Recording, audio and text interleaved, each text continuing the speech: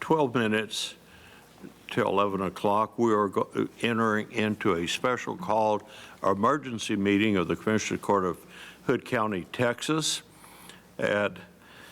on Friday, December the 20th, immediately following the regular called meeting here, and we're in the central jury room of the Ralph H. Walton Jr. Justice Center, 1200 West Pearl Street. And the agenda is I've called this meeting to order, is to discuss and consider for approval emergency repairs for the jail intercom system necessary to communicate with officers and inmates. Sheriff Deeds. Judge, Commissioners, I still haven't received the official quote yet.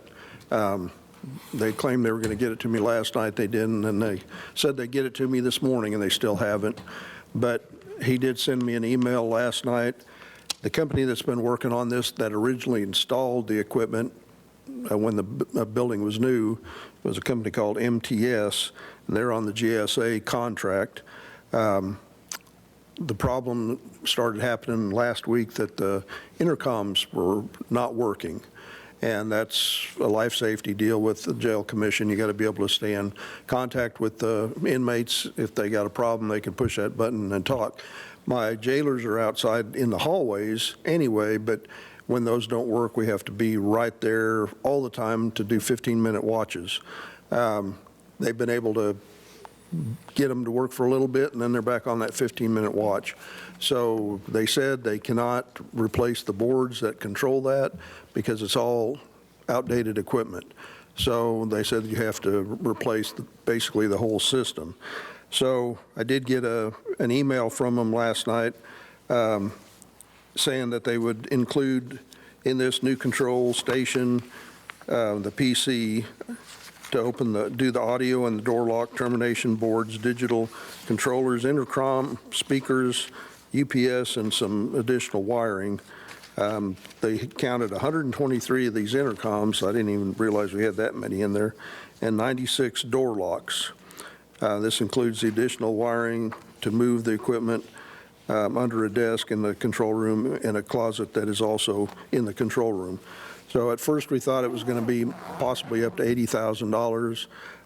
What he's narrowed down to in this is $60,000 to $70,000, but he has not given me an official quote yet. We need to get this going. I don't need to wait till next year sometime because it's equipment that has failed, and it's all life safety stuff to keep being able to open the doors without running and finding a key and being able to communicate with those intercoms. Where can we get this money? You could do Fund 55 or that HPAD refund if you wish. And we would up to 80,000 cover it, do you think? For sure, 80,000 would, because then what they came back with was lower than that, but that'd be better to plan for 80,000, and when they get us a lower bill and lower quote, then it'll be better.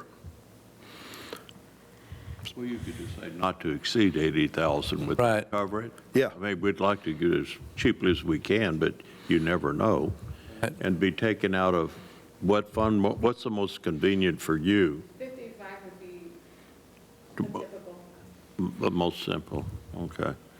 Well, do I hear a motion? At that point, I will make a motion that we approve the emergency repairs for the jail intercom system necessary to communicate with officers and inmates for the amount of $80,000, not to exceed $80,000 out of Fund 55. Second. Got a motion made by Commissioner Wilson to approve the repairs to the jail intercom system necessary for the safety of the inmates and officers in an amount not to exceed $80,000 to be paid from Fund 55. Second by Commissioner Eagle. Any further discussion? All those in favor say aye. Aye. All those opposed say nay. Motion carries 4-0. Thank you. I'll get the information to everybody when I get it. Hopefully it's coming any minute now. Good, good. All right.